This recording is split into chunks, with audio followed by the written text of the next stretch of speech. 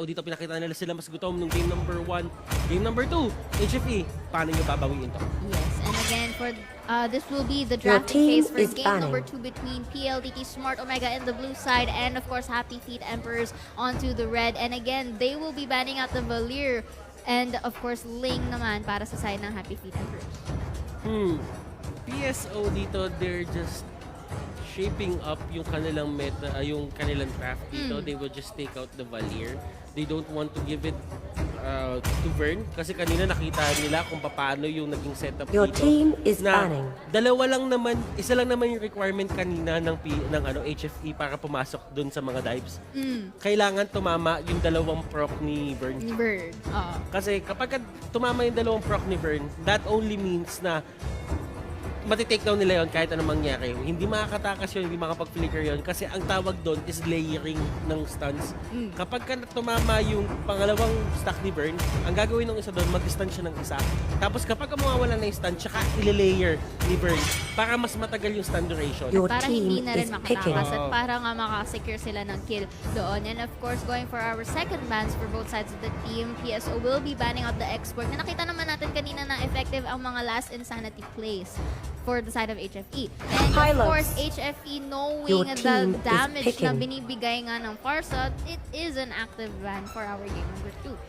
HFE on the other hand, they have the two picks here. They could go for a Kimi, they could go for a Granger. There's a lot of possibilities here for the side of HFE.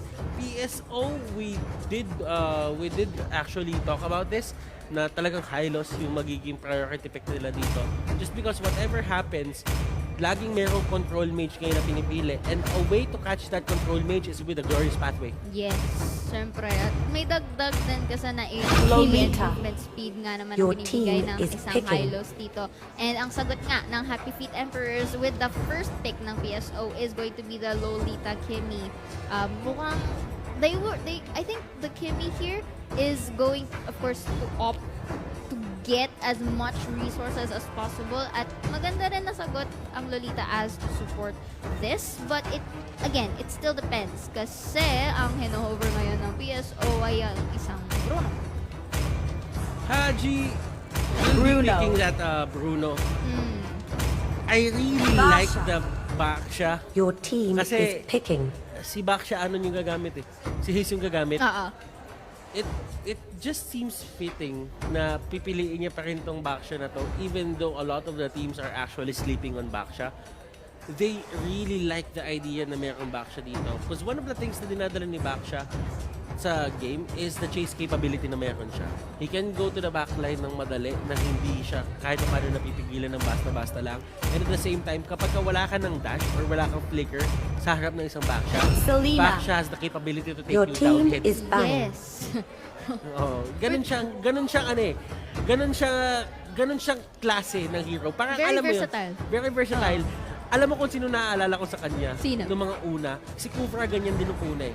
Si Kufra, na kapag matalbugan ka ni Kufra at meron pa siya ng talon, sometimes it's enough to take you down eh. Ganun siya kalakas na hero. Pero kasi nawala na yung potential dito ni Kufra na ganun. So, lumipat yung kay Baksha. Your team is But banning. looking here for the third pick of Happy Feet Emperors, the Selena will be up for grabs right here. Looks like they will be focusing more on the early game potential ulit for the side of Happy Feet Emperors. And ang third ban ng Pldt Smart Omega is going to be that Diggy. Very interesting. Pero alam mo, ito na nga yung sinasabi natin dito na Selena is still on the side of HFE. HFE dito, they're on, sabihin na natin, position na parang ang ganda ng setup nila. Your Even though team Aaron is is not picking. playing right now with this phenomenal Selena play nung conference number 2, I don't really think it matters kasi alam mo kung si Vern yung gagamit nito, I just feel that Vern right now is really strong. At saka parang consistent siya eh. Bihira natin siya makita na talaga magkakaroon talaga siya ng tanso na game. Yes, definitely. And for the side naman nga ng Happy Feet Emperors, they will be banning out the Lilia hero right here, which we've seen naman na, especially nung first match natin, kung gaano kasakit ang binibigay na damage. And this time, mukhang ang Happy Feet Your Emperors team ang is gagamit picking. ng Jawhead for this game number 2. So we will see kung... But to me, this Jawhead pick is good if performed well. Especially sa ating early phases ng game. Kasi if this Jawhead was able to, let's say, neglect one of the core damagers ng PSO, it's going to be, or sandwich them rather, it's going to be into their favor. But again, it depends.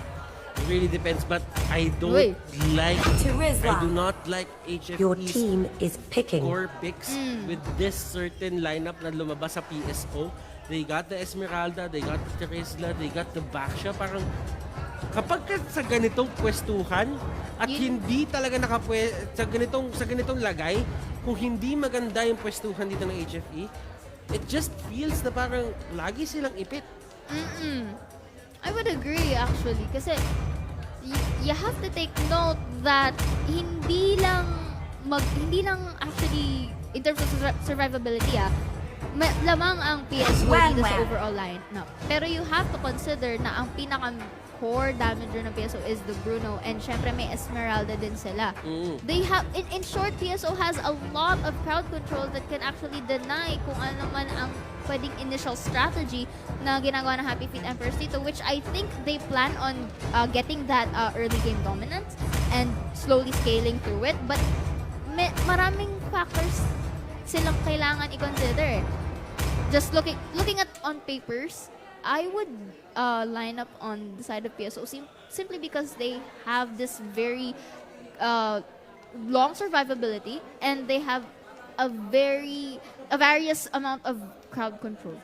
Parang alam mo yun, kahit makatama ng Abyssal Arrow dito si Selena, there's no way na parang kapag pumasok ka, madali lang sila i-take down na parang with a snap of the finger. Unless Selena gets a really good early game na makakuha siya ng 5 kills early on and just get ahead of the gold and the items. 5 seconds I just till the enemy feel na it's reaches going the to be battlefield. very hard Smash for the them. side of HFE. But we will All see if troops they will deployed. be able to execute the initial strategy that they have in mind as we will be proceeding onto the battlefield on the Light of Dawn with PSO versus Happy Feet Emperor. Okay, pero alam mo, hindi naman mali din yung ginawa ng HFE dito. I just feel na talagang sanay sila sa ganitong setup at sa ganitong laban. He just needs to get the early pacing na hinahanap niya. And wala namang mali o tama in terms of pick. Sometimes you just have to look at the bigger picture at ganito yung inisip ng player. Pero alam mo yon, there are times talaga na hindi nagiging favorable yung pili. And besides, Happy Feet Emperors is very known for its unpredictability. So it depends. Looks like Doggy here will be having a good harassment against Kenji right here. So it really depends talaga kung paano nila yung performance nila onto the game. And case in point, with this, nakita naman natin that with that arrow hitting yung Terizla, if that was another hero na mas malambot, that could have been a kill. Yes. Launch Pero attack! hindi yun isang malambot na hero. Isa yung Terizla na meron pang damage reduction pagka bumababa yung buhay niya. Pero it doesn't really matter right now. Daniel, they're really trying to fight this. And look at this. Kanina pa, napagod na kakapindot si Daniel doon. And the damage output na ginawa niya, hindi ganun karakas. It was not enough. It was not suffice enough to actually get almost half health against Hajizi or Keith right here. Pero si Kenji dito trying to just lurk right here. And oy, looks like 4 to 3 ang magiging labanan dito. And Van here maiipit ng dalawang members of PSO. And Esmeralda will be getting that first blood. But the Selena will compensate as she kills the Halos right here. Pero si 1-1 tamang free hit lang. And looks like so far in terms of kills, it's on HFE. But was it worth? The thing about it is, yes, it was worth on their side, for the side of HFE dito, pero they have to be alarmed. Alam mo bakit Kenji dito actually hitting that turtle, the crab, na wala namang ginagawa yung NJ dito with the flicker out. Will he get away? Naiipit na siya dito. And one more hit ng NJ dito with the proper timing. And look at this, Renegade! Actually outplaying the people here, pero si Hayes, nakaikot, tinamaan siya na Abyssal Arrow, pero nakaikot siya, and that doesn't stop. And look at that falling storm right here, si Doggy Waka flicker out, pero again, 3 members of PSO will be able to get that counter, pero si 1-1 onto the top side will be having 1 kill, but into exchange, Luminum Blast gagamitin, pero hindi pa rin makakapatay dito as Esmeralda goes for another kill with the help of her ult. Turtle resurrecting soon. Look at the great play right here as Kimmy That's Yun Kobe yung- from Reddit. Tinatawag na, Kobe! Kobe! Kobe! Yun yung tinatawag na fade away 360 3-pointer, fade away shot, Kobe! At sana nga lang hindi natin alam, pero it was enough to take down Hayes. Sasabihin ko na sana the unkillable tankard. Buti na lang hindi ko sinabi. Kasi merong racket. Magja-jinx ka.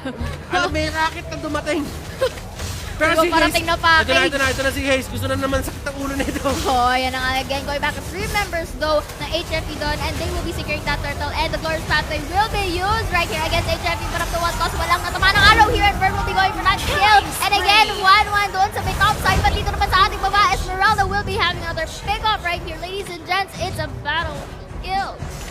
Alam mo, tinatawag nga natin, ang sinasabi nga natin dito is si Kenji, usually ang trabaho niya dito, he is the sacrificial lane. The sacrificial lamb. The sacrificial lamb for the side of PSO.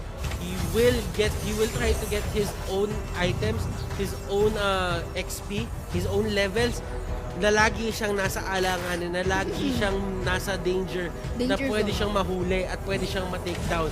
It doesn't really matter if you take down Kenji right now. I just seen this a lot of times before, na kahit papatay mo si Kenji ng ganito, it's not going to even matter. And Heath dito mga kaibigan, oh, look at that Oy! dodge! Again, looking right here at Heath. Backshot will be getting a kill from Natiolnal, pero si Joy Dino and the Turismo in that penalty zone will be able to control the members of the HFE, and Bruno will that free hit. Ladies and gents, it was a good response for the Yes, Turismo. yes! Dito papashutdown ka ng 1-1 dito, ladies and gents. Okay lang kahit mamatay siya, pero Buhay pa buhay rin! pa rin! Buhay pa rin! Buhay pa rin! Kala Pero ko yung buhay pa- Kimi, makaka-free pa rin, but the Bruno in exchange will be getting the Lolita, and this is a much more favorite play on the side of PSO as they will be taking this one for falling. Ayan na yung tala! Nilabas na! Nilabas na yung tala! Tala dance challenge! Wala.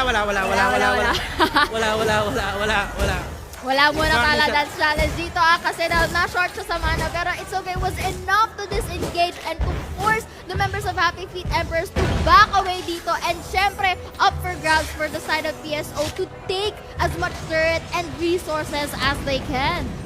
Hayes dito just doing a phenomenal job of actually controlling Turtle kung ano man yung resurrecting kinokontrol soon. niya dito. Alam mo, sa totoo lang, ang kinokontrol ni Hayes dito, kung nandito kayo sa may studio, yung sigawan ng tao. At saka, Intense. yung game. Oo. Yung mga kalaban niya. Tayo And din it's the certain pacing na pinapakita ng PSO dito na it's really, sabihin natin, it's really mind-boggling na kung paano nila napapatakbo yung mga ganitong setup. Ito na nga sinasabi natin, Hayes was born to play ML. Kumbaga, second nature niya na tong paglalaro ng ML at a very high level. Yes. And it just shows na talagang alam niya kung ano ginagawa niya. Oo, and if you could really look closely dito, and speaking that falling storm will be used, pagkas ni Heath doon ay very clean skirmish fight right here, Mercy Burn.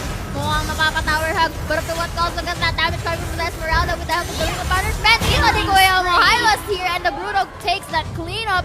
It is looking very good for the side of PSO. At yung sinasabi ko nga kanina, no, PSO has this good patience na hindi sila nagmamadali in terms So, hinahabol yung fights. Kimi. And Hinahabol yung ayan Kimi. na naman si Ah! AJ dito. Nastana naman si Hinahabol yung NJ dito. And si GZ nakatabay, nakabantay dito. At mukhang makakakuha pa sila ng isang pang kill dito. Try their best, but here we are seeing this Esmeralda with that help of the Hayes Baksha right there. HFE dito, they're not really that hot in terms of getting a comeback.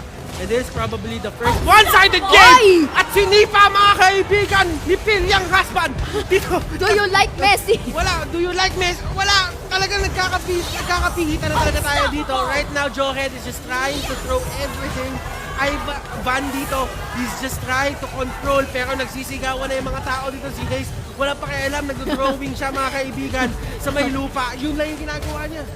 At tama nga na lang, they see me rolling talaga They to see si me Hayes rolling. dito eh. Pag nakita mo talaga mapapatakbo. Ay, Falling ay, Star na- mo gagamitin dito. And again, si Bruno with that beautiful cleanup. At hindi na Oh sila my God. papatumpik-tumpik pa, Oh ladies and gents. my Mga tatampo goodness. sila nila. Ang gate number 2 na ang ating upper bracket. Pero mukhang na-execute ang isang member. Dito si Bruno Menandas gagamitin. Masastan ang dalawang tank ng ating PSO. Pero masashoutout pa ni 1-1 ang isang member ng PSO right here. Pero syempre, the penalty zone ay gagamitin. At yung Teres na makakapatay pa ng isa. At yung Milos with the help of the ring of punishment. Si Daniel, Makakakuha pa ng dalawa. Si Daniel, mag-isa na lang dito. Sige, tusukin mo, Daniel!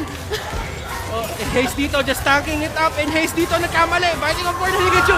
Hayes will go down. And that is the kill going to the side of HFE. I don't know what's happening. They had a lot of time to get out of there. Things weren't really looking good on their side.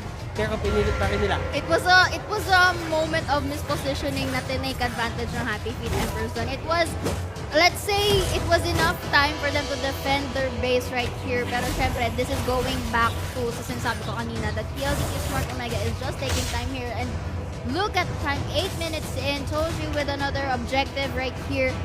It looks like it, in terms of map control, nasa side ng PSO. But again, the fact that the HFE members were able to defend in that crucial point, it only goes to show na may pag-asa pa sila in terms of late game. They just have to find that good positioning na pwede nilang i-throw off ang broom.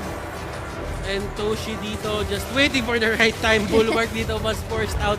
Kasi alam niya pag hindi siya nag-bulwark doon, he is in for a world of hurt. And Vern dito will be the casualty that probably opens up the base dito ng HFE for the side of PSO. And Seiya, may chance pa ba dito HFE to turn this around? I guess depends kasi the risk of going too much. But look at the damage from Toshi right there. Naka-force back to base ito, Gidon. But again, going back sa sinasabi mo, they might have the chance if again they manage to get this Toshi. Pero this is like a needle and a haystack. Bothers. Getting Toshi, one of the core damagers, at kung papansinin mo pa, pinapalibutan siya ng mga semi-tanky heroes and tanky heroes as well. It's another si Hayes, it's another si Heat, at si Tarizan with that looking here. Ay, and si Hayes! Ay! Hindi umabot. Pero tatandaan mo, meron ng kasabihan, 0.001 chance is better than no chance at all. Tama ka dyan. Kumbaga, 0.001, you can still make ways for that to actually happen. Pero HFE dito, yun yung ginagawa nila. They're trying to make that happen. At kailangan nila mag-ingat dito kasi si Hajizi nag-falling storm but still enough to go back to the race right here. Medyo messy ang skirmish fight si Daniel. Tamang free hit lang dito kay Heat, but they have to be careful kasi konting mali lang ng HFE can be the final clash. Pero alam mo si Toshi dito, sipang-sipa eh. Oh. Tamang resource take lang, which is very important naman for his end right here. At si Hayes, tamang they see me rolling lang dito. Ay, hindi. Pasiklab lang yun, tinatry lang. Siyempre, unahin muna nila yung Lord as an objective. Take si Kenji dito, the stun ng 1-1 and Daniel was able to get that kill. But again, the Lord in exchange for that objective takes si Vern mag-isa muli laban sa 4 na members sa PSO. Magpapaplikar pero hindi pa sapat as the damage output of that Esmeralda is just big. Siyempre, mapipick off the shine again. Masustan dito si Hayes. But again, he's a rolling guy right here. Alam mo yung ginagawa dito ni Hayes? Alam mo yung sa village nyo, yung nag-ronda. Yung nag-ronda. Ako nga, kala ko Beyblade eh. Pagkagabi, yung nag-ronda lang. Oo. Ayun yung ginagawa ni Hayes. So, tapos, kakausapin niya, oy, ano yan? Ano yung ginagawa niya dyan? Kung masama yan ah. Parang ganun. Kumbaga, hindi na siya checkpoint dito. Yung mga nahuhuli kapag ka medyo nagpasa sa curfew. Pero curfew. again, Luminant Blast will be used with that flicker. Heat will only be the one to get caught, but the Lolita will have to pick off of his own glorious pathway. Gagamitin for that additional movement speed. Pero si Daniel Gilot, mukhang mapapatay ko siya ni Bruno right here, and the Lord will be exposing the base ever so. And this is a good opportunity for the members. Si Hayes dito, makuhuli naman ang isa, but the other members are just busy split pushing para makasecure nga naman exposure, but the Jawhead here is able to get that Bruno. Yung Lord, nandun pa rin si Hayes dito. Iniikot-ikutan si NJ. Iniikot-ikutan si NJ, and that is going to be it. PSO winning this series with ever-dominating 2-0 fashion. This is the PSO we know. This is the PSO you love. Yes.